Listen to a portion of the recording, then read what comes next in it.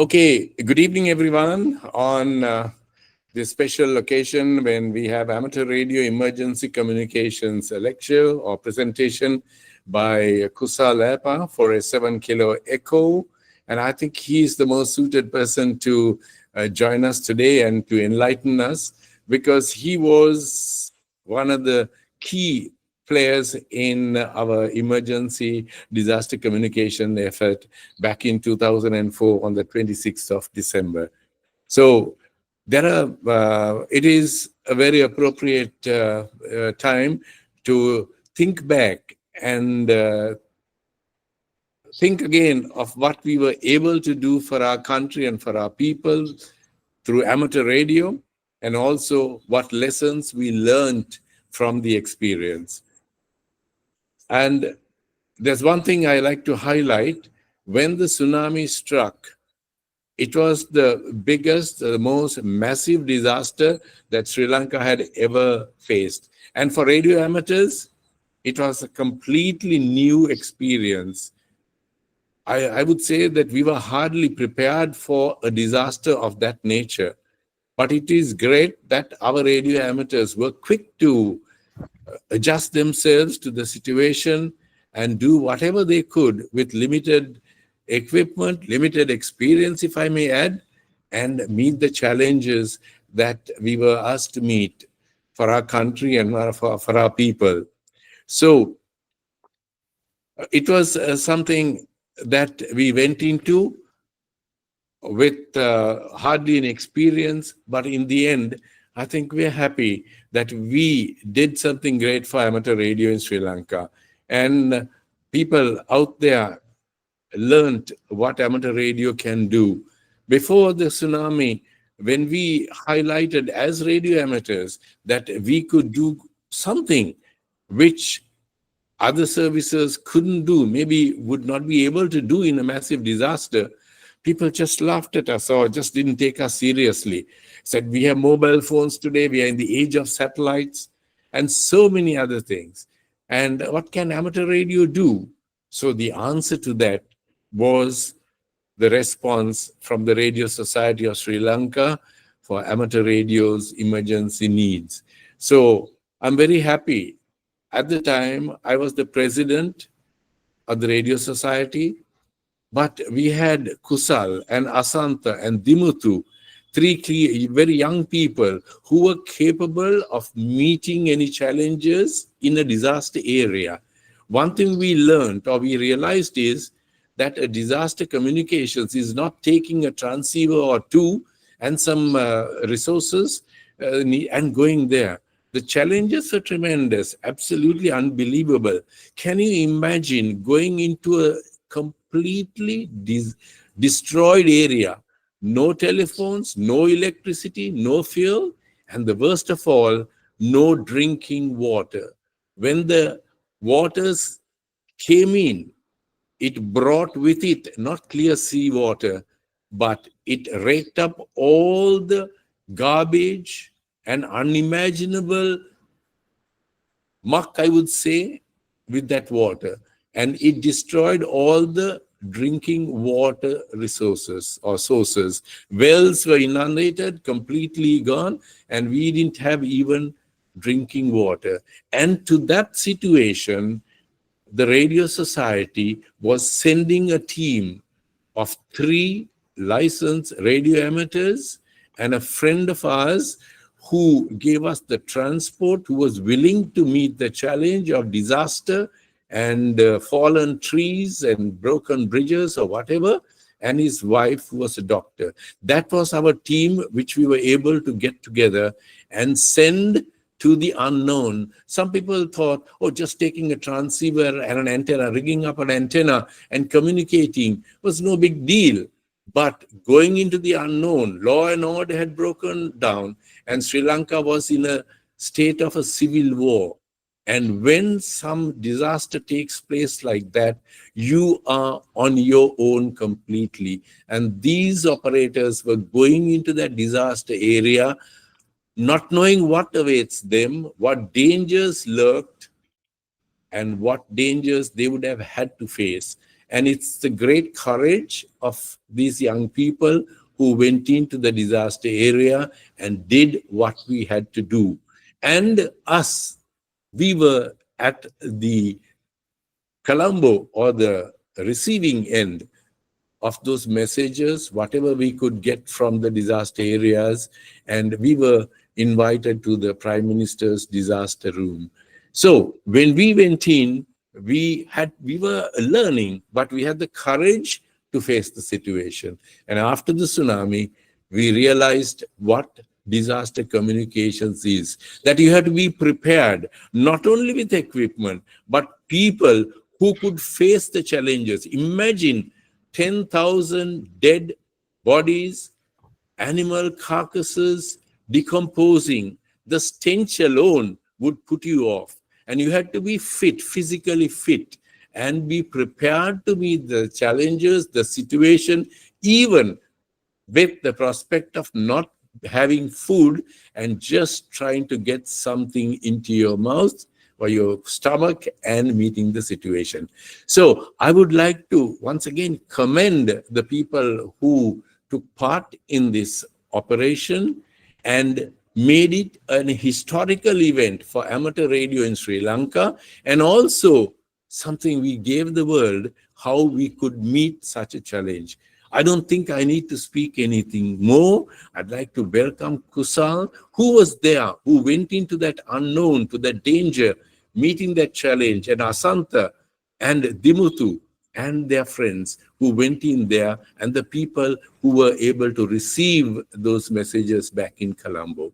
Once again, thank you everyone for this fantastic effort by the radio amateurs of Sri Lanka. And over to you, Kusal, and the evening is yours, and we'd like to listen to you and get the inspiration from somebody who was right there and who did a fantastic job. Over to you, Kusal. Thank you. Thank you, Victor. Yeah, so today the presentation is about amateur radio emergency communication. Can you see my screen? Yes. Yeah. So in general, about amateur radio emergency communication, and 20 years ago, we had this disaster relief operation in the aftermath of the tsunami, and I would like to acknowledge some of the people who are involved there are present in this meeting. Victor, who was manning the station in Colombo in the Prime Minister's office. Asante Singh, who went with me to Hambantota. He joins us from Toronto, Canada, and also Syria Basing, Forest 7 Sierra Alpha, and apologies if I miss anybody else.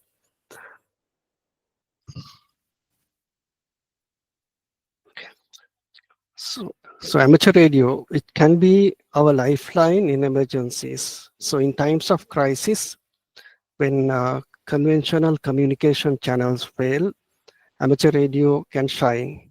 Its resilience makes it a critical lifeline. The traditional communication networks are vulnerable to disasters. Earthquakes, floods, hurricanes, fires can disrupt cell phones and even landlines. In such times, amateur radio can be a lifeline.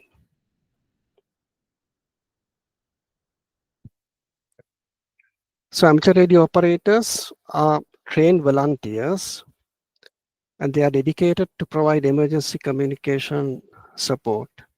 The beauty of amateur radio is it can operate independent of infrastructure, ensuring reliability. All other means of communications, including cellular phones, landlines, they have to rely on a lot of intermediary connection points, and if one of them goes down, the whole network in a particular area can go down. But amateur radio can operate without third-party infrastructure, and that's why it's valuable in times of disaster to quickly set up a communication network. So when is amateur radio communications required? When conventional communication methods like telephones or cellular network may be disrupted or unavailable, putting the public at risk.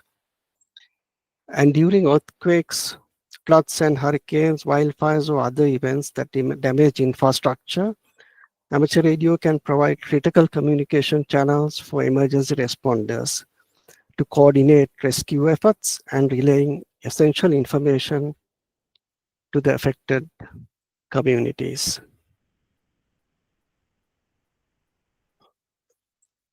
So the amateur radio operators have the equipment and the skill to quickly deploy and set up operation and the responsible message handling capabilities. There are two important recommendations in international telecommunications, ITU, related to amateur radio disaster communications. The first one is from ITUR, the radio communication sector, M1042-3.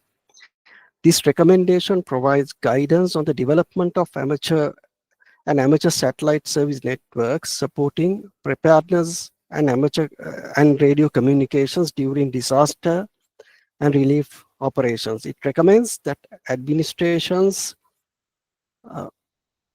encourage the development of amateur service and amateur satellite networks capable of providing radio communications in the event of natural disasters, that such networks be robust and flexible and independent of other telecommunication services and be capable of operating from emergency power, and that amateur organizations be encouraged to promote the design of robust systems capable of providing radio communications during disaster operations.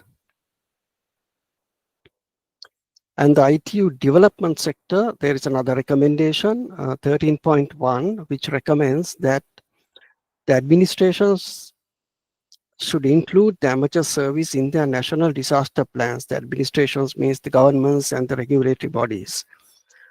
In the national disaster plans and telecommunication assistance information inventories, that administration should reduce and remove barriers to the effective utilization of the amateur service for disaster communications and related training activities.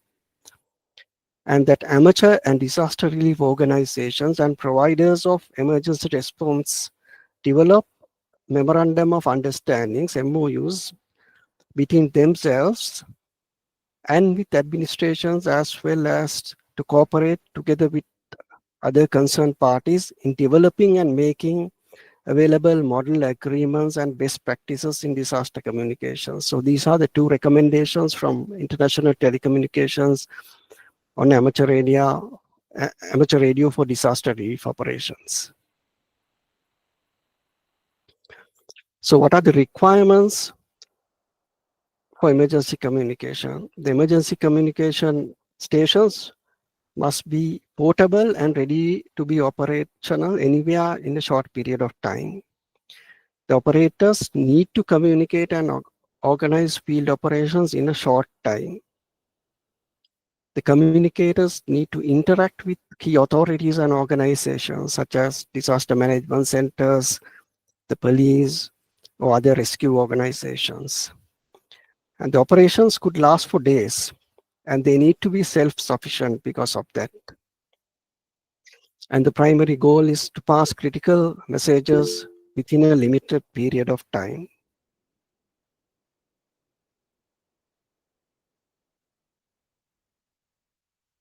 So these are the types of incidents that the amateur radios may be called upon to help. Can be natural disasters, earthquakes, storms, floods, tsunamis, wildfires, search and rescue operations, man-made incidents, which result in mass casualties, terrorist attacks, train derailments, aircraft crashes, and can even be major telecommunication disruptions. Sometimes the telecommunication networks can go down in a whole region or a country. So what's important before one embarks in a deployment of emergency communication? You should always think about your home and family first, we must also think about what we need: food and water, sleep, shelter, and safety in an unsafe situation. These should be evaluated before we go on a disaster relief deployment. What do you mean by home and safety first? As a volunteer, when you get involved in helping others, do not forget to take care of yourself. You need to keep yourself in good condition so that you can assist others. So before leaving home for deployment, make sure that you have made all necessary arrangements for the security, safety, and well-being of your family. And then you must set up a communication plan with your family, because when you are deployed in a disaster area, you may not have direct communications, but you should set up a plan through radio to contact somebody and phone your family or something like that, a two-way communication with your family. What can you expect in disasters when you go? There could be, depending on the disaster, widespread destruction and damage. Expect widespread damage to infrastructure, homes, businesses, and natural landscapes. Injuries and casualties. Sadly, injuries and loss of life are a possibility in major disasters. The psychological stress. Dealing with the aftermath of disaster can be emotionally taxing. Amateur radio operators need to be prepared to handle stressful situations.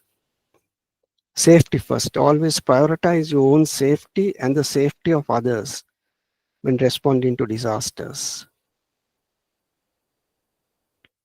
And what type of response can you expect from the people who are affected? There can be confusion and anxiety, fear and panic.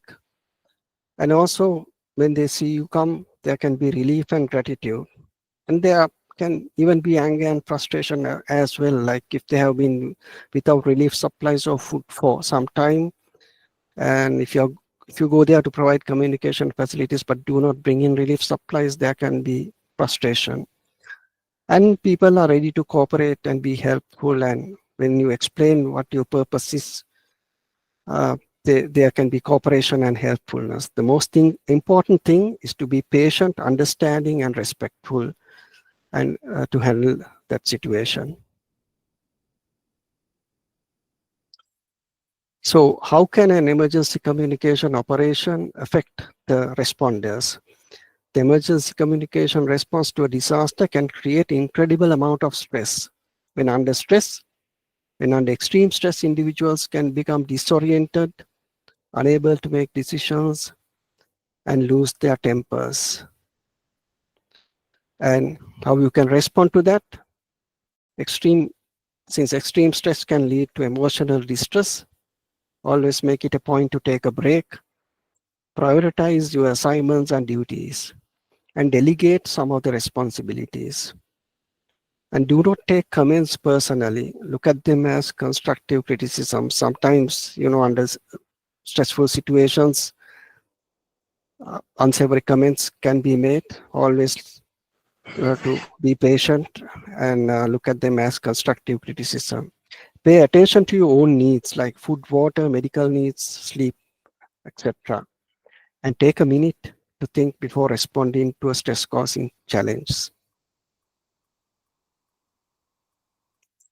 So let's look at the equipment choices for amateur radio emergency communications. We will need the transceivers, antennas, batteries, generators, and solar panels for power, accessories, equipment for other modes such as packet radio if you intend to operate packet radio, and also periodic testing of the complete station before an emergency or before you embark on the deployment to make sure that everything works perfectly. So what type of equipment? It can be in go kits or jump kits, your own personal gear, and the information you need to complete the disaster relief deployment. We look at it in detail. So what is a go kit? It's a prearranged collection of equipment and personal gear needed in the event of a call out. And why you need a go kit? Because in the event of a major disaster, the assignment location may be without power, water, phone service. And due to the emergency, you may not be able to purchase anything. So you need to have it all in one kit. It will be easier. And this is how you can build a go kit. Like, you must provide your own equipment and gear. You are responsible for your own safety and welfare. And building a go kit ensures the items you need are available when you need them. And the items you need are where you need them to be. And when the activation call comes, you will not have to look for things. So if they are in a box or in a particular place, you can quickly take it and go out rather than looking for things. So these are some of the examples of go kits. Like, it can be a simple plastic case to put your equipment, or a pelican case like this with dedicated equipment. So not everybody will have the luxury of having spare equipment for a deployment. So if you have sometimes the case, you can use your own equipment in the shack and put them and go. But it will always be helpful if you have a kit like this, because then everything is ready when the call comes. So let's look at the radios and accessories you will need. Handheld VHF and handheld dual band radios, and more than one if you have a spare. Spare rechargeable batteries for the handhelds. Speaker mic and earphones for handhelds. Battery chargers, battery banks, and inverters. Mobile VHF and dual band radios, and spare ones if you have. HF radios, multi-band HF antennas, tuners, nylon ropes and cords, VHF, UHF antennas and adapters like J-poles, mobile magnetic mounts, Yagi antennas, coaxial feed lines, jumpers, ground rods, and tools to drive ground rods if you need to use an earth connection. AC power supplies for VHF, UHF mobiles and HF radios and accessories. Large battery source for VHF, UHF and HF radios with charger. Solar panel power supply. All related data, audio and RF cables and adapters. A small repair kit. Hand tools, multimeters, connectors, amperes and adapters and fuses. Material for improvisation like wires, connectors, small parts, insulators, duct tape, etc. Flashlight and spare batteries. User manuals for all equipment stored in PDF form in a mobile phone or tablet, or in a PC, or in printed form. Headphones for noisy areas with proper connectors and adapters. Specialized gear for packet, amateur TV or other modes if you plan to operate them.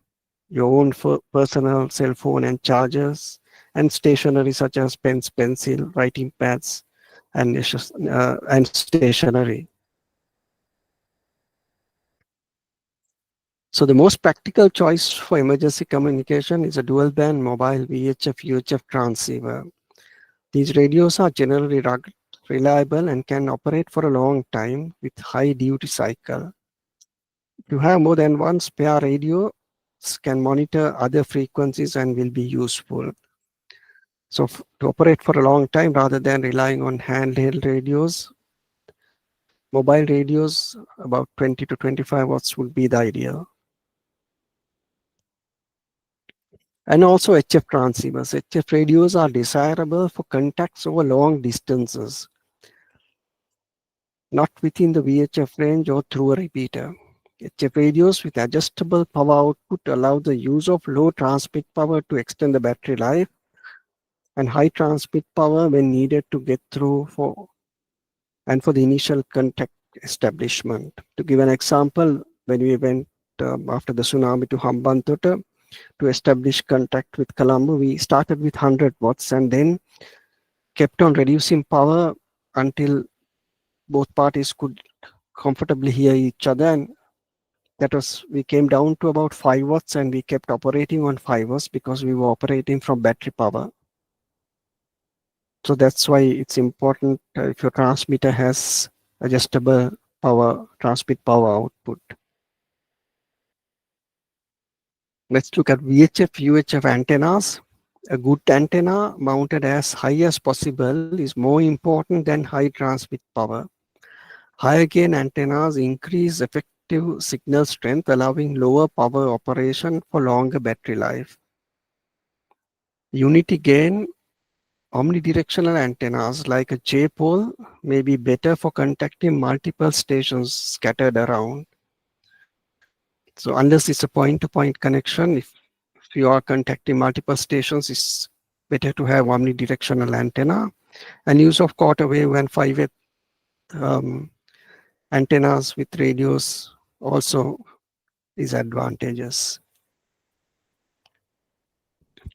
The range of radio signals. VHF and UHF communication range is determined by the terrain, antenna height, and availability of repeaters. For large areas or for those without repeaters, most local emergency communication operations will be on the 40 and 80-meter bands on HF using NVIS, that's near vertical incident skywave antennas. We'll look at in a later slide what NVIS is. And the power of repeaters in emergency communication, why it's advantageous to get the use of repeaters. They can extend the communication range. This is crucial in emergencies where direct communication might be hampered by terrain or obstacles. To coordinate emergency response, repeaters facilitate communication between emergency personnel, volunteers, and affected communities, enabling efficient coordination and resource allocation. So portable repeaters are essential gear for amateur radio emergency communications. They can be quickly deployed to areas with damaged infrastructure or communication blackouts, restoring vital links. They can act as a temporary communication sectors, supporting search and rescue operations, medical assistance, and evacuation efforts. Portable repeaters can be easily transported and set up in various locations, adapting to evolving needs of an emergency. So a portable repeater can be like this in a box and or in a trailer like this. So this is in the Australian Wyson Emergency Communication Organization. It's a trailer used. You can have a battery bank, even a generator with a telescopic mast attached to a vehicle. You can take it to a location you need. So these are quite useful. So let's look at HF antennas. So there is no single perfect antenna for HF operation. For local operation, a simple dipole antenna mounted less than 1/4 wavelength above ground works well and easy to deploy for NVIS communication. An antenna tuner may be needed. A random wire antenna with an antenna tuner could also be effective, and it may need a ground connection. A trapped vertical antenna may also work, and also vehicle mounted antenna could also be used. So what is NVIS? Near vertical incident skywave. Communication over short distances using a bounce off effect of the lower atmosphere is called near NVIS, and it's perfect for emergencies. Because it can work independent of the downed infrastructure and ideal for regional communications after disasters. It's long range and low power, like it can reach between 75 and 1000 kilometers on HF with relatively low power, conserving battery life. and it uses simple antennas. No towers or complex setups are needed. Just basic wire antennas or dipoles can work. NVIS antennas are typically used on the lower HF bands, such as the 80 meter and 40 meters, as these frequencies are more likely to reflect off the atmosphere at a high angle. Let's look at the power sources. So batteries as power sources. Battery operation is critical for an emergency communication operation since you cannot rely on AC power being available. Choosing the right battery for the anticipated current drain depending on the transmit power and expected duration of operation is crucial. It may not be possible to recharge batteries in the field. Lead acid batteries to over 100 ampere hours are available and deep cycle type is recommended. It's always good to follow manufacturer and industry standard guidelines in recharging batteries. Batteries can be damaged or explode if charged with too high current or voltage. And apart from equipment, what type of personal gear you should have when you are deployed to an operation? Portable field shelter like tents, tables, chairs and lights, clothing for the season and weather, toilet kit, soap, towels, etc. Foul weather or protective gear like raincoats, hats, etc. as needed. Sleeping bags, pillows, earplugs, high energy snacks like chocolate bars would be useful if you don't get other food items. Easily prepared dried foods that will store for long periods. Eating and cooking equipment if needed. Water containers filled before departure. First aid kit, personal medications for up to 1 week, and money and cash. In disaster affected areas, you may not be able to use a credit card or an ATM card because they may not operate, and you may need cash for certain needs. So it's always good to carry cash, certain amount of cash. And what type of information should be available before deployment and what you should carry. Always carry your ID cards and other authorizations, including a copy of amateur radio license, because other agencies or people may demand to see them, and you could always show them if requested. Frequency lists and net schedules if you have planned to operate them. Maps, both street and topographic maps, because if the cellular signals are not there, the mobile phone GPS may not work accurately. Key phone numbers, emails and internet addresses of people you need to contact. Contact information of other members in your emergency telecommunication group. The copy of emergency plans, resource list, whom to call for which kinds of problems, pre-printed message forms, log sheets or books, notepads, letters or A4 size, and sticky notes. These can also be useful. So how do you set up an operation and what's the procedure for close down? So when you arrive, check in with the person in charge at the assigned location. Identify yourself and inform why you are there and what you can provide them. Expect the situation to be chaotic. Each incident can be unique and can change quickly. So you need to be flexible and plan to operate out of a vehicle or bring a tent or other shelter if no building or inside space is available. Provide an initial situation reports when you arrive at a location and periodically update the situation report.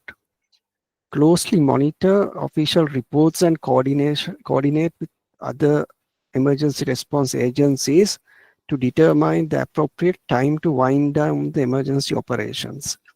This ensures a smooth handover and avoids unnecessary redundancy with restored conventional communication channels. To give an example, in the Hambantota operation, when the police came up and set up a communication point and also the cell phone network started working, we decided to cease the operation because then, of course, the other methods of communication takes priority and our services will no longer be needed. So what consists a situation report? What should be included there? It should give a brief overview describing the nature of the incident, whether it's a fire, flood, or medical emergency. It should also include the location, the specific, the exact location of the incident, including the landmarks or the coordinates, the severity of the situation, the resources, the details of the personnel and equipment currently deployed or are being sent, the needs, which identifies any immediate need or assistance required at the scene, the time frame indicating the duration of the event or the estimated time for the resolution, and updates provide any significant changes or new developments since the last update. So these are the items you should always include in a situation report from a deployed location. And when you pass the message, how do you prioritize and classify messages? Emergency messages are categorized based on the urgency and importance. So the top priority should be given to emergency messages. That those are life-threatening situations, medical emergencies, and search and rescue. Then the priority messages, these are urgent information for public safety, like evacuation orders or infrastructure damage. And then comes the welfare messages like coordinating resources and relief supplies. So if we have multiple number of messages, you should prioritize them in this order and then pass them through. Training and preparedness for effective response. Regular training and drills keep volunteers familiar with the emergency procedures. Testing and maintaining equipment ensures reliable operations during critical situations. And building relationships with local emergency responders fosters collaboration and effective and enhances network effectiveness. So it's always good to test your equipment before deployment to make sure that they will operate as intended. So this is a sample message form which can be used in an emergency communication deployment. This is standard IER format. It's always good to have a number of them printed to take with you. So the contents of it are like it can have a number and the precedence like routine, priority, or emergency, state of origin, and the place of origin, the filing time and the date, and here the body of the message. And here you can fill them if it's a received message, the date and time from whom the message is received, and if it's sent to another one, to whom it's sent, and the date and time. And after that, you can file them for later debriefing sessions. These can be useful. And what are the frequencies for emergency communication? So there are recommended frequencies for emergency communications, and since we are in region 3, so these are the frequencies in each radio frequency band. Traditionally in Sri Lanka, we have been using 7060 Even in Hambantota, we were using that in the tsunami aftermath because actually at that time, we had the allocation from 7 to 7.1 megahertz, but now we have the allocation from 7 to 7.2. So this recommended frequency, it's always good to stick to these recommended frequencies, and even other amateur radios in radio operators in other countries are aware of these frequencies. Unless these frequencies cannot be used, we can use our traditional 7060 frequency. So let's look at the communication skills you require for emergency deployment. Listening, very important. When unsure, ask the message to be repeated. Whenever you receive a message and it's unclear, you can always ask it to be repeated. You must use correct microphone techniques for clarity, phonetics for proper pronunciation, station identification, including your call sign and location, and how you complete a call. So what's good microphone techniques? Always speak across to a mic few centimeters away, not too close, not too far away, and use normal, clear, calm voice. Wait a second or two after PTT before speaking. Vox operation is not recommended in emergency communication because you may operate in a noisy environment. Always pause between transmissions to allow for emergency traffic, and try to limit transmissions to 1 minute and then break to check if there is emergency traffic. And use plain language, avoid technical slang or jargon, avoid use words or phrases that carry strong emotions, and use phonetic alphabet when needed, and all of us know the standard phonetic alphabet.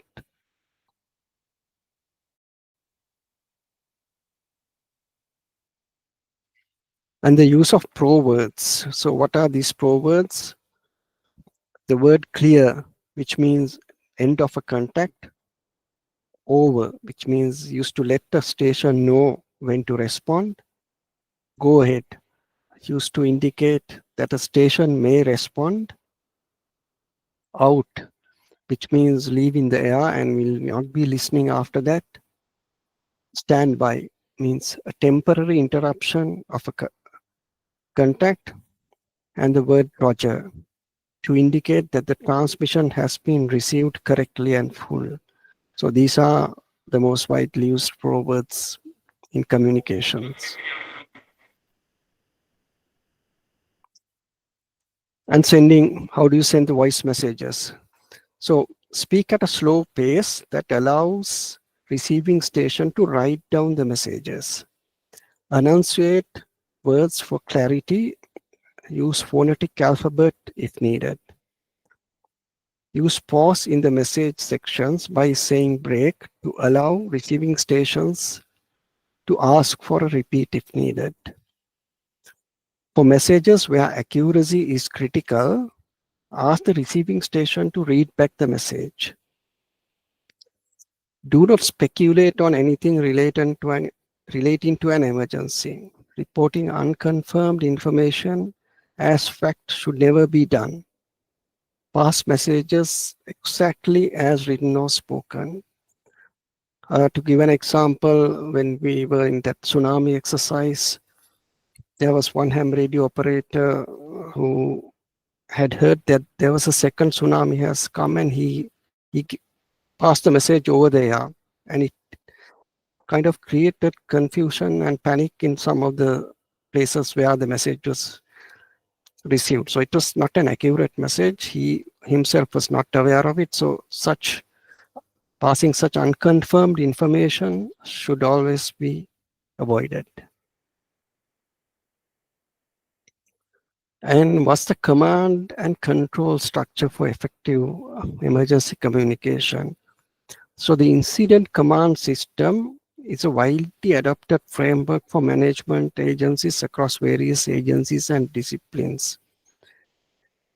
So the key elements of the structure are: there is an incident command, the central figure responsible for overseeing the overall emergency communication response and making critical decisions. He's the person who is in charge. Then there can be net controllers with net control stations, individuals managing communication channels, relaying information, and ensuring order on the network. And there can be section or team leaders, volunteers coordinating specific tasks and activities within their assigned locations. And then the individual operators, amateur radio operators providing crucial communication links and information gathering on the ground. So it's important to have a proper structure, because in a situation like this, if like multiple people start making decisions, there can be conflicts. If you're having a hierarchy of an incident command system, that can be avoided. And how is an emergency net operation takes place? So an emergency net, there will be a net control. So appoint a net controller to manage the net. The net controller should be familiar with the net procedures and have good communication skills. The frequency and backup. Establish a primary frequency for the net and a backup frequency in case the primary frequency is unavailable. The net schedule. Determine the net's schedule, including meeting times and durations. Check-ins. Stations check in with the net controller one at a time, stating their call sign and location. Traffic handling. The net controller manages the flow of traffic on the net, prioritizing emergency messages. Keep transmissions brief. Be concise in your transmissions to allow others to communicate their messages. Stay calm and professional. Remain calm and professional under pressure to ensure effective communications. Log keeping. The net controller keeps a log for all net activity. And the advantage of using packet radio for amateur radio communications, if you have the training and the equipment. For data transmission, beyond just voice, packet radio allows sending and receiving text messages, images, and digital files. This can be crucial for transmitting detailed data like medical information, damage reports, or resource requests. Efficiency. Packet radio transmits data in small packets, maximizing bandwidth and allowing more stations to share frequencies efficiently. Automation and error correction. Packet radio protocols can automatically send data again if corrupted, increasing reliability in noisy conditions. This enhances message delivery even in challenging environments.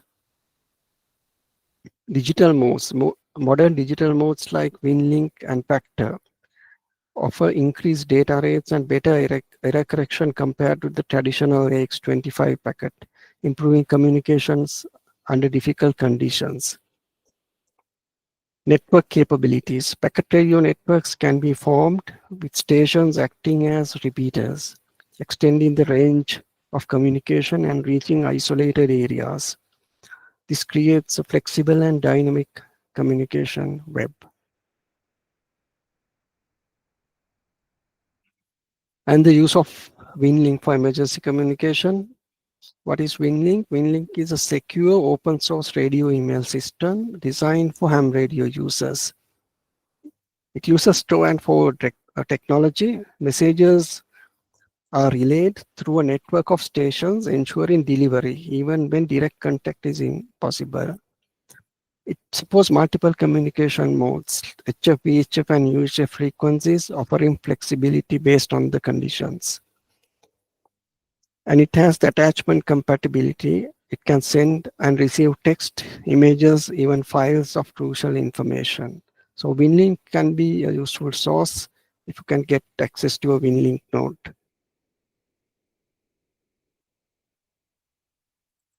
Let's look at some of the past events where in other countries where amateur radio emergency communications were used. In hurricanes in few countries, Katrina in USA, Sandy, Harvey, Florence, and the Gabriel hurricane very recently in New Zealand. Earthquake, various operations in many countries, including New Zealand, Nepal, etc. Floods in Queensland, Alberta, Pakistan, Louisiana. Wildfires, most importantly, the Black Saturday bushfire in 2009. California wildfires, many occasions, and other events like the 9/11 and the North American electricity blackout in 2003. There was a big blackout affecting many regions, and in that also amateur radio emergency communications has been used. So the two notable emergency communication networks used in Sri Lanka. In 2004 tsunami, it was facilitated by the ICT agency, Information Communication and Technology Agency. RSSL provided emergency communication services, including high-frequency radio link from Hambantota to Colombo. Then in 2017, RSSL provided emergency communication services from Ratnapura and Kalawan areas in collaboration with the Sri Lanka Air Force. So what happened in 2004? There was a breakdown in communications with other disaster-affected areas due to land and mobile communication infrastructure being damaged. The RSSL mobilized its members to provide vital communication links immediately in the aftermath of the tsunami disaster. The RSSL established a high-frequency communication center at the Disaster Management Center in the Prime Minister's office in Temple Trees. And this was linked to communication points in Hambantota, Matara, and also the mobile communication unit. So some of the pictures from that, the top two in Hambantota area, and here in Prime Minister's office. And in this era, we did not have camera phones or many digital cameras, so we haven't got many pictures. You can see Victor, Bharat, Vijay, Kamal, Timutu, and Asanta in this operation. And then 2017 floods, the Sri Lanka Air Force airlifted emergency RSSL communication teams and equipment to Ratnapura and Kalavana, and the messages from two government agent officers were relayed, and urgent food drops and patient movement requests were communicated through this network. The Sri Lanka Air Force got the flights organized for the patient airlifting, which was coordinated by the ham radio emergency communication network. Here are some of the pictures from that event. You can see Kamal, I believe it's Jalia, and Victor, Nadika in these pictures. This is from 2017 operation. In 2005, the Radio Society of Sri Lanka got the Golden Antenna Award.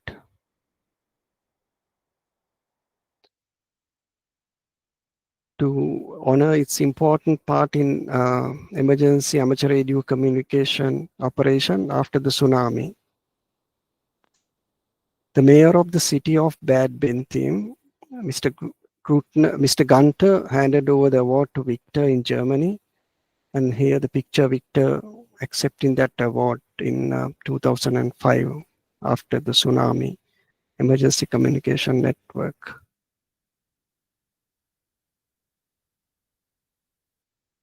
And then in 2005, the first Global Amateur Radio Emergency Communication Conference, the GAREC, was held in Tampere, Finland, and the RSSL received a special invitation to present its experience in tsunami and emergency communication operations. Participants from various countries exchanged and discussed information on the role of radio amateurs in emergency communications. I and Asantha attended that session in 2005, and after that, many other conferences in GAREC conferences were held in various countries. So some of the amateur radio emergency communication service organizations in other countries. In Australia, we have the WISEN network, Wireless Institute Civil Emergency Network. In USA, there are two organizations.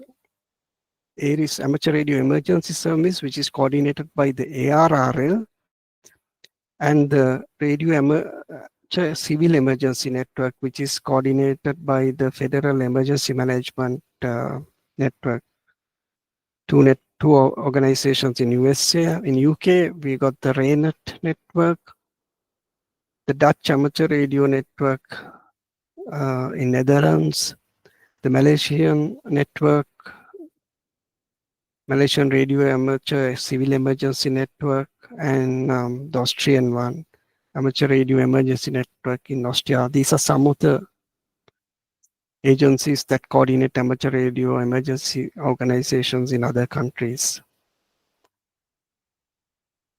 So how does one get involved in ham radio emergency communications? The first thing is try to get your ham radio license if you already do not have. Join the RSSL, connect with other hams, learn from experienced operators, and get involved in emergency preparedness activities. Equip yourself for emergency operation. Invest in reliable equipment, portable power sources, and antennas suited for disaster scenarios. Practice and train regularly. Participate in drills and exercises to hone your skills. And ensure readiness for real-world emergencies.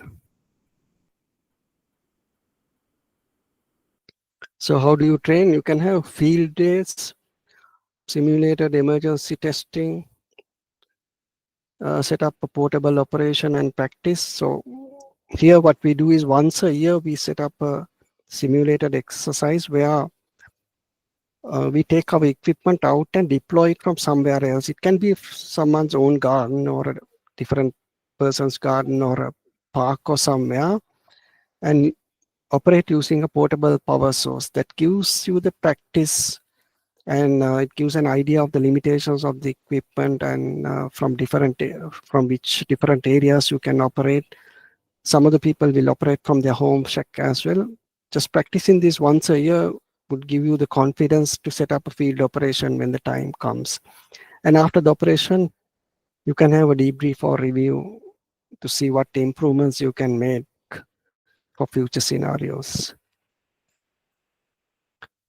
So there is a very important document, the IARU Emergency Telecommunication Guide, which you can download at this link. I will copy this link into the chat window in a while. And this brings us to the end of the presentation. Thank you for listening, and any questions or answers, so we can have a discussion in general on amateur radio emergency communications.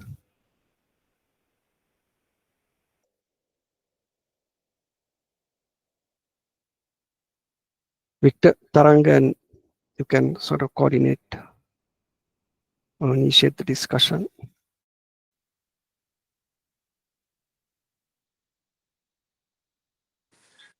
Yes, Kusal. Well, thank you so much for the nice presentation, not only for sharing your experiences, but also for bringing the facts, the real facts and the theories, behind these emergency operations. I'm sure our viewers may have questions with them.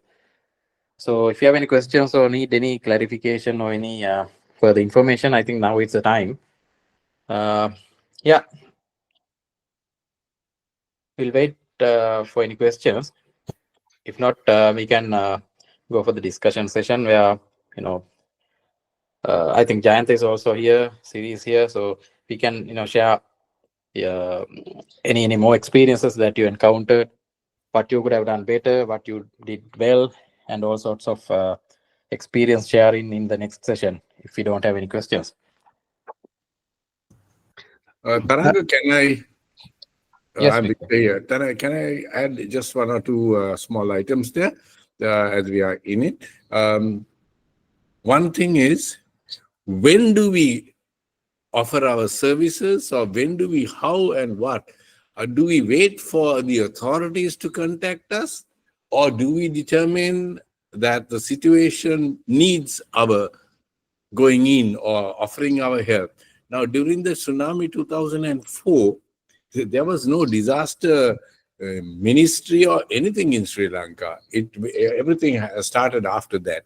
Now, we had to decide whether amateur radio had a part to play in this disaster. So, what we did was, we got together, we had a discussion and said, no, let's go in. This is the time that amateur radio has to show its capabilities and how we can help. So we decided to go in and establish a station in the disaster area and send the information to Colombo so that the Radio Society receiving desk or emergency desk could disseminate that information to the authorities, police, newspapers, hospitals, or anything, because it was too things happening so fast that we couldn't wait. Even the authorities didn't know how to face the situation. So we decided that we should go. And on the point of leaving to a Hambantota, we had planned to go to Tissamaharama because we had some logistical support there, not on the coast, but very close. So we had decided to go to Tissamaharama in the meantime, we sent a message to the Prime Minister's office that we are in a position to help in communications. So there we decided to go.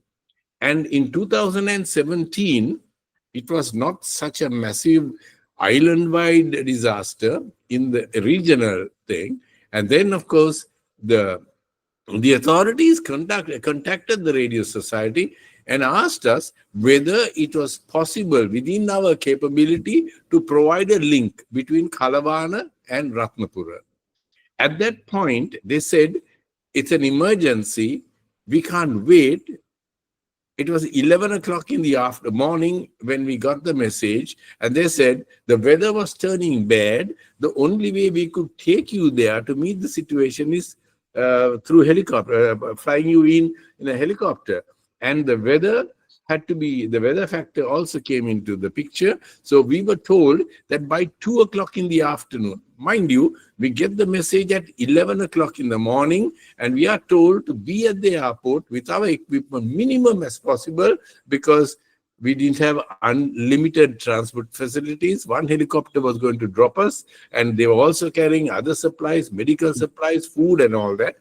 So we had to, now, when you are given 3 hours to be there, you can't climb your roof and pull down your antenna, your dipole or something, run here and there to see whether your screwdriver is available, your watt meter is available. So we luckily, having learned from the tsunami, we had those items. I mean, a transceiver, we are not in a position to have so many transceivers, but within our financial restrictions.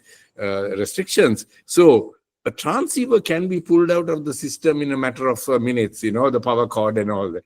Now, in my case, I have a separate box where I have an antenna, disaster VHF, UHF antenna, a separate power supply, and I can pull so what I say is you have to be prepared. And the other thing, as I brought out, when do we go? do we wait for the authorities or should we decide? I think it's important for us to be in a position to know our capabilities and decide to go in when, not wait for others, because in the meantime, so many lives could be lost. Okay, thank you.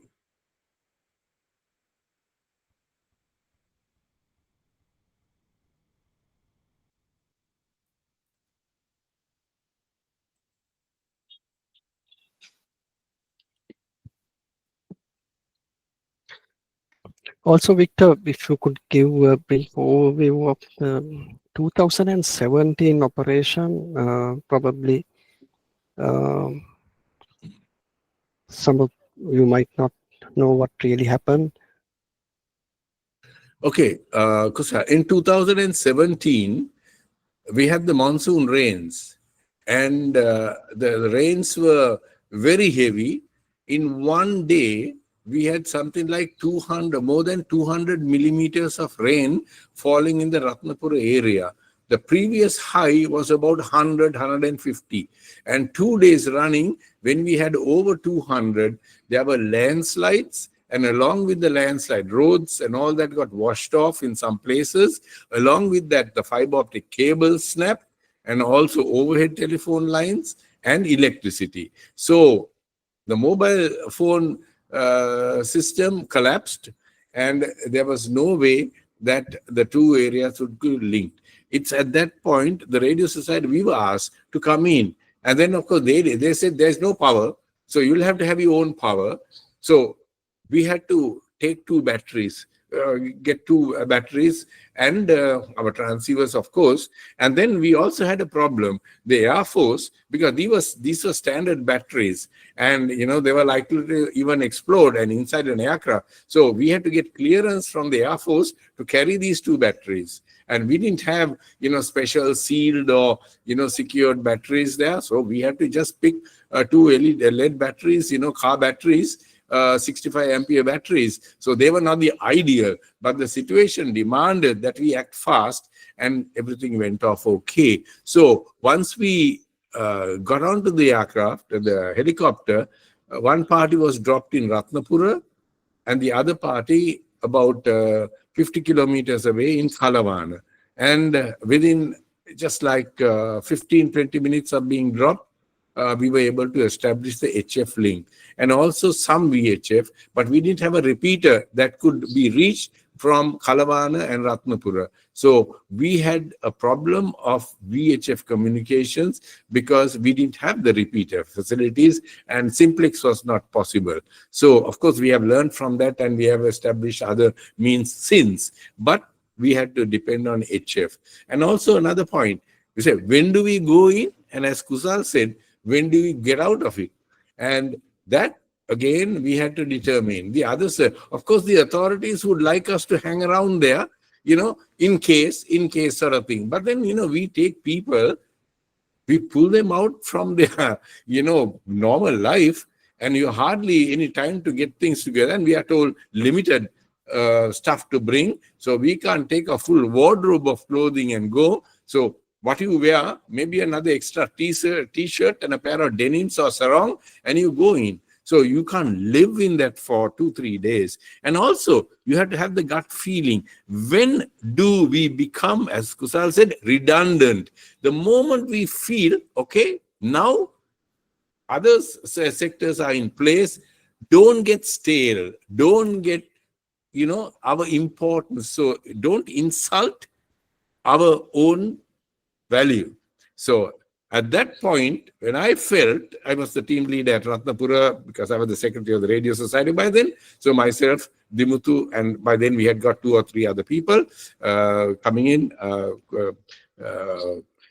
So the moment I felt that, we were extra, that we were more or less now no more use, I straight away told the GA, I think, madam, it's time for me to pull my team out. He said, no, can't do it. I said, no, you have established your communications. I have brought in people and they have their families and they were given short notice. So they should go. In case we are needed again, we are always there. So when to go in and when to come out. That is also important. Okay, Kusal, is that okay? Anything else you want me to add? That's good description, Victor. Yeah. And the beauty of ham radio is that always that it can operate without other third-party infrastructure. Now, a lot of people are quite skeptical, saying that in the era of satellite phones and other communication methods, that ham radio may not be needed, but they are all at the mercy of another intermediary communication point, and another, even in satellite communication, it has to go through a gateway, ground stations, and the operating company may be able to switch it off or can be inoperative. But especially HF communication in ham radio, point to point, you don't need to rely if the conditions are right. It provides reliable communication. That's why even the militaries are still, they don't discard HF radio.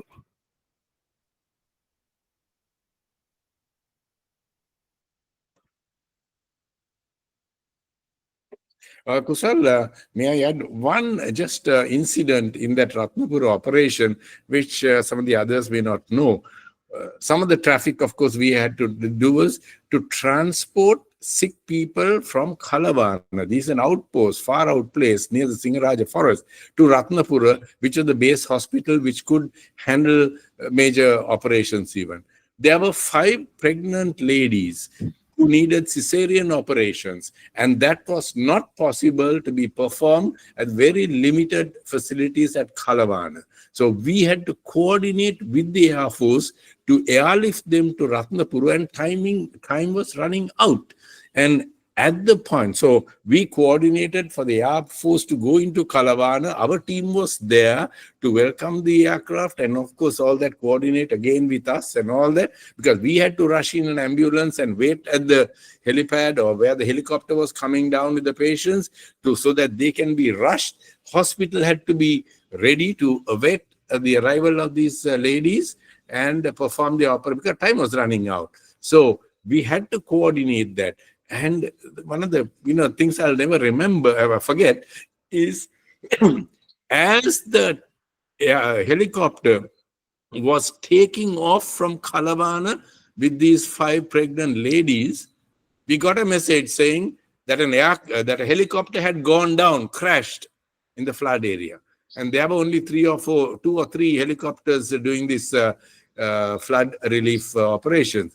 And the Air Force team was almost completely heartbroken, thinking that this aircraft with the 5 ladies and their crew had gone down.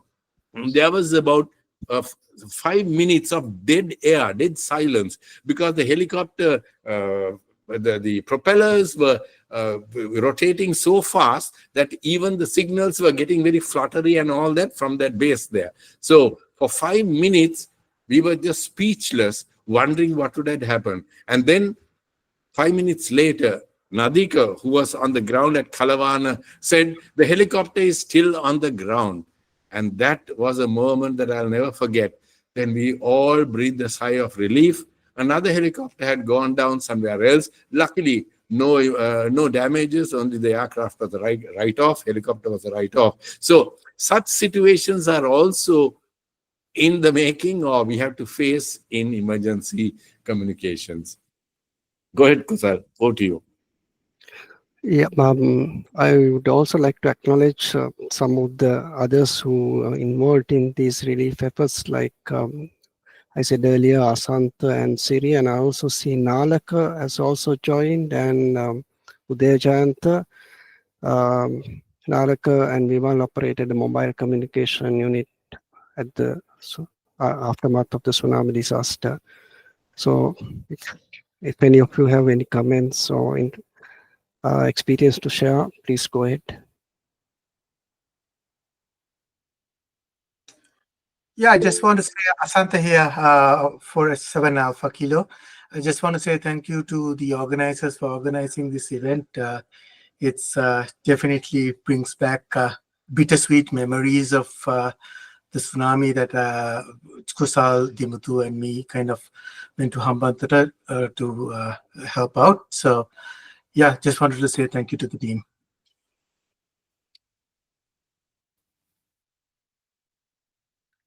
Nalaka, if you are there, you want to speak a few words. Hello everyone, it's Nalaka here, a VU to NAL. Um, yeah, it brings back memories what happened on that day, and also aftermath of that. Yeah, I would like to thank you, Kusal, for organizing all these things, and yeah, it's really important that we all get ready. Yeah, I just want to highlight one technical fact. Yeah, I think it's very important to have HF, and these days I'm testing with Invis antennas. So that's, I think, ideal emergency HF antenna systems.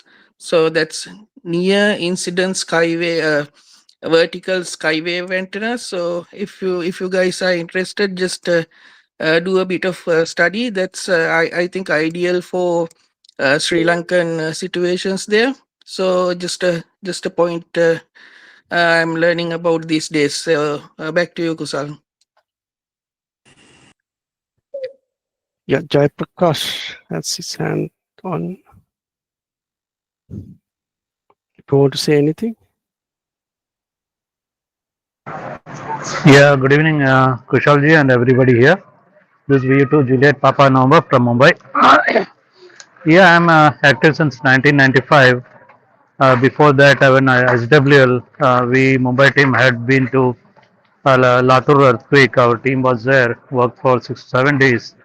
Then again, I was there in Gujarat earthquake along with 6 7 people from Mumbai. And later on, continued many disasters. Practically, I was present. The last being Irshalwadi. One thing I noticed was sending of messages to the authorities concerned.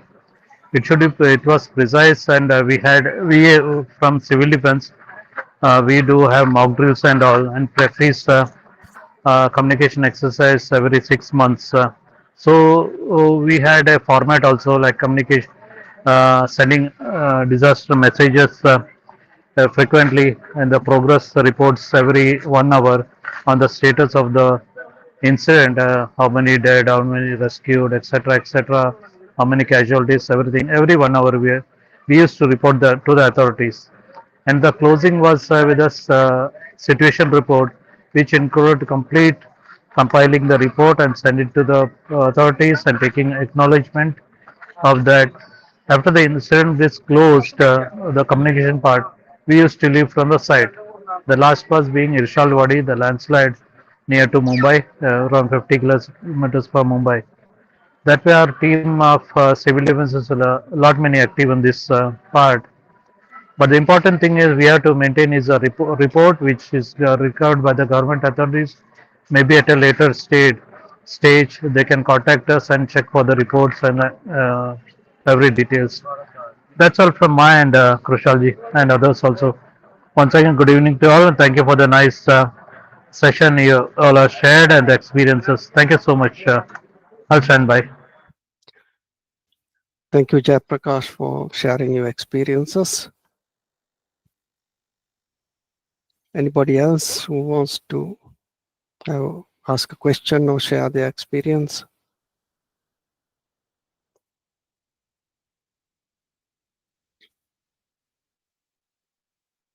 Kusal, I think one important point might be to kind of discuss what we kind of learned. I mean, we were not 100% prepared as well, right? There's so much stuff that we got experience after doing this. So if we could highlight some of those, I think it might be helpful to everyone.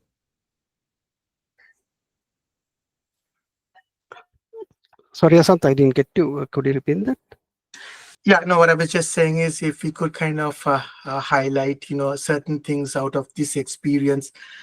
For me, I think one thing you might agree is, one point that you brought up in your presentation is to make sure clear communication with their families security, and the situation back home is under control, and then be self-sufficient. So I think there was a little bit of a lapse on our side because we were not looking about ourselves and we were not fully self-sufficient. I think one thing was we didn't take adequate water also when we were going, and dry meals, because we wanted to mobilize as as soon as possible. So there were some lessons learned for our team as well in that Hambantota event. Yeah, actually, we were actually in those days there were no training or proper disaster communication exercises or plans, so it was all new to us. And fortunately, food and water we didn't take, but we were able to get them on our location. But it's important to give attention to those aspects as well, and also the conditions of the vehicles as well. So fortunately, we had the four-wheel drive vehicles of Asanta, and when you go to those disaster areas, the vehicles conditions, accessibility are also important things to look into.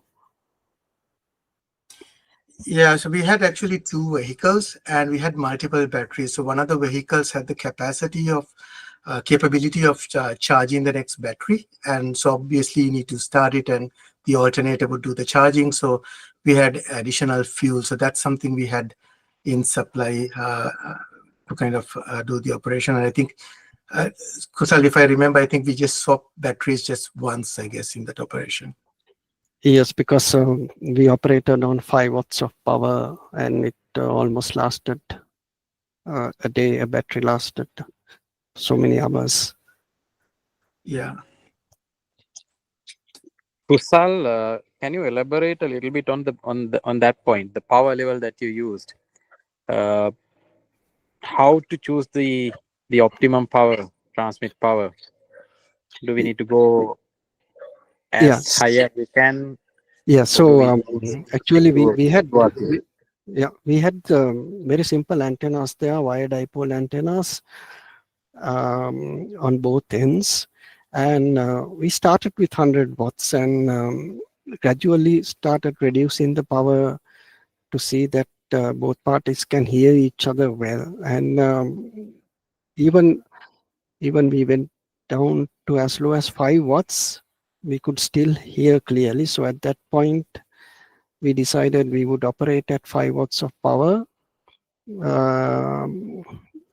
We could increase the power if needed, but just for the pure reason of conserving battery power, 5 watts is enough to for us, for both parties to communicate effectively. So that's why adjustable power HF transceiver was very useful. Start with the top level, maximum power, and then gradually reduce it until you can comfortably communicate.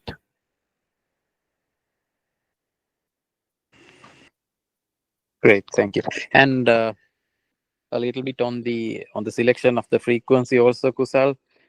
Was it only because of a technical limitation, or was the conditions helping for 40 meters, or from what you have learned,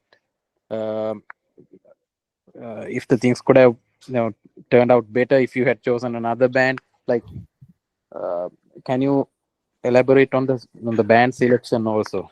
So for regional communication, like not long distance, traditionally we have the 40 meter net in the morning, so and 7060, so that's the frequency we tried and it worked well, and then we stick to that frequency. Actually, we didn't need to change it because throughout the day it worked well.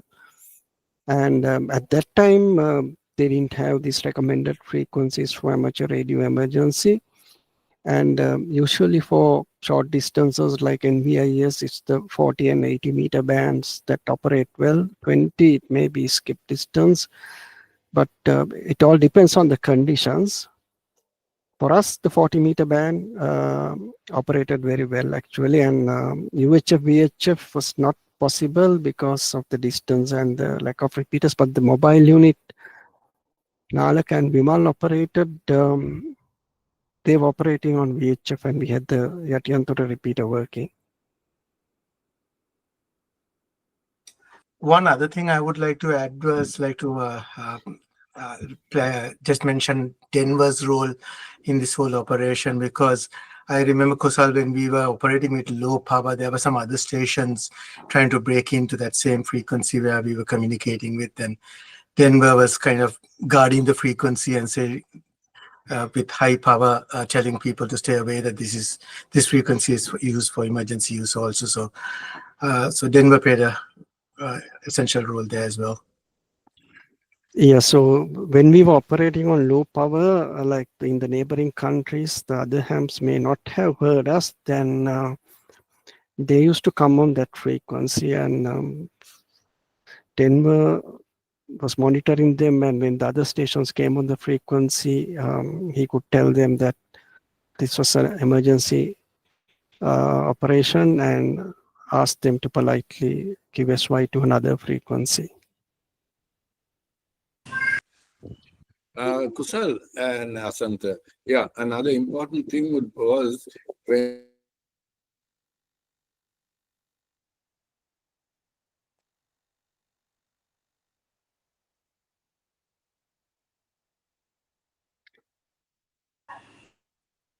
Victor, your audio is breaking.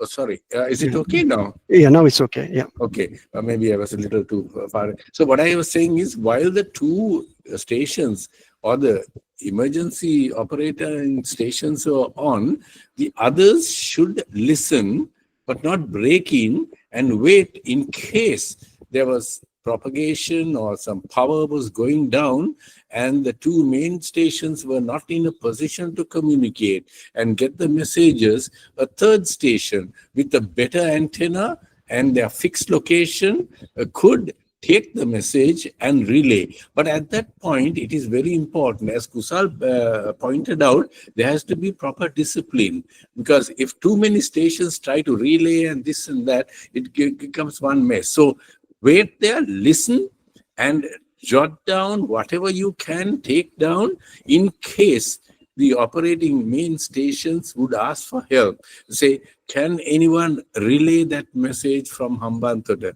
Or can somebody relay that message from Colombo or some other place? Then a station could identify and come, not again 2 or 3 people trying to give the message at the same time. So not only the disaster station and the receiving station, but the others are also very important in case they are needed to back up with, I mean, since they have better stations and antennas during the disaster, because they are permanent stations, fixed stations. Okay, go ahead, Kusal.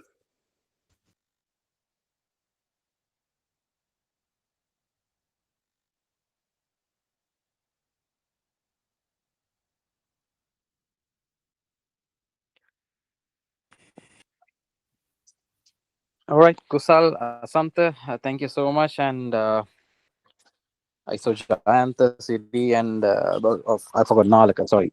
And Victor and everyone else who contributed, thank you so much. Uh, Seems like we don't have any more questions, Kusal. Uh, we have been on air for 1.5 hours now, and I know it's very late for you, late in the night. Probably we can wrap it up for today if there are no more questions, Kusal. Yep. Thanks, Taranga and team, for organizing this. It was a good session. Like I said, it brought back memories, bittersweet memories, because the sweet part was, we are knowing that we were able to contribute in some degree to those efforts. So thanks for organizing this. Taranga and Kusal, Asanta, Victor, and all the friends here.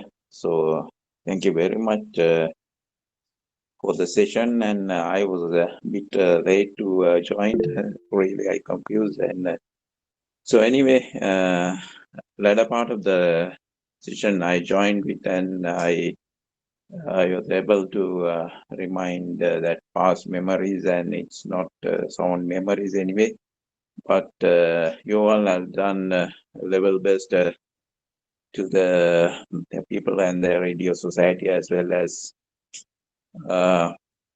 with the communication skills and all, your skills and all. And so other than that, nothing to add. And I'll be signing after you all, after signing.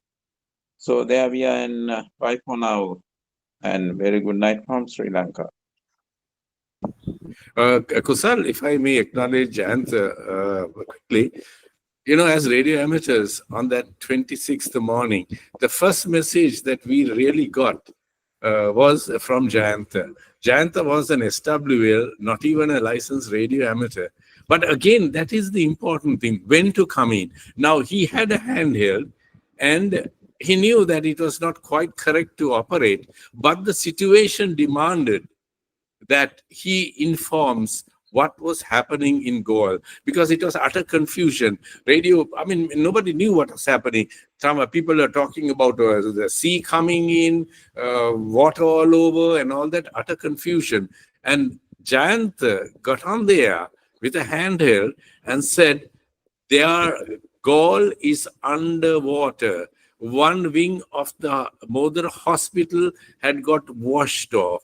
Now, what I'm highlighting is, although he didn't have a license at that time, he knew he had to come in and inform because lives were being lost. So again, that is the way that a radio amateur has to decide how important the situation is. I mean, even us, now our regulation said that in case we are going out of station, that we have to inform the authorities. There was no way of informing authorities. So we took the decision, we will inform the authorities when we can, but the important thing is to go in as fast as possible. So I think that is also something important to realize the gravity of the situation and how we could bend the rules. Up to now, Jayant has never been found fault with, or rather, he has been praised for his actions on that day. So I think we have to not be tied down with regulations in a massive disaster, but realize where to draw the line and where to come in. Thank you. Thank you, Jayant, once again. Thank you very much, Victor, mentioning that. And I didn't mention that because I was not a ham at that time. But anyway, I got a handheld, and as you said, and so anyway, because of tsunami, I become a ham. So there we are. And bye for now. Thank you very much, all of you. That was well said, Victor, and that's some food for thought for our new friends, newcomers also, Victor. Having transmitting equipment in possession, and that highlights the discipline of a SWL also. So I think that itself was self-explanatory. So you may possess transmitting equipment, but Jayanta did not cause any QRM or interference to any communications. But when the time was right, he had to step in, and he did the right thing. So it was well worded by Victor. So yeah, I hope the newcomers got the point, and they will also turn out to be good hams for the community. And when that situation demands, we could use all the help from all our friends. Thank you, Taranga, for organizing the event. And I believe this is recorded and available on YouTube if some of you have missed the earlier part. Yeah, on that point, Kusal, please stay on touch with us over Facebook and other channels where you got the same link for this meeting. Share the YouTube link available. Thank you.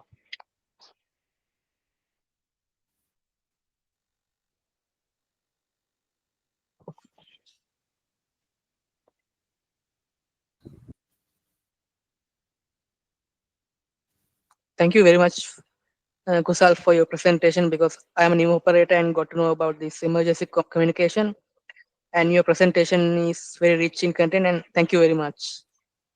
Thanks for the compliment, Prasan.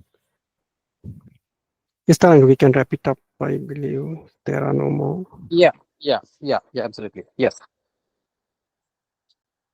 All right, Kusal, Asantha, Udaya, Jayanta, Victor, Nalaka, and all our friends who joined from DX lands, our neighboring countries. Thank you so much for staying and for your valuable insights also. All right, then with this, we'll wind up for today, and hopefully we can see you down the log, and also catch you for another interesting webinar organized by the Radio Society of Sri Lanka. So please visit www.rssl, Radio Society of Sri Lanka, rssl.lk, rssl.lk for further information. We will make sure that the YouTube video is also posted there. Thank you. Cheers and good night and good morning to everyone. Bye-bye. Thank you, Kusal. Thank you, Taranga and everyone. Thanks, Thank Thank Tarang. you. Taranga and team. Thank you. Wonderful, very good presentation. Wonderful information. You gave us a lot of information. Thank you so much for organizing this kind of session. Thank you. Bye.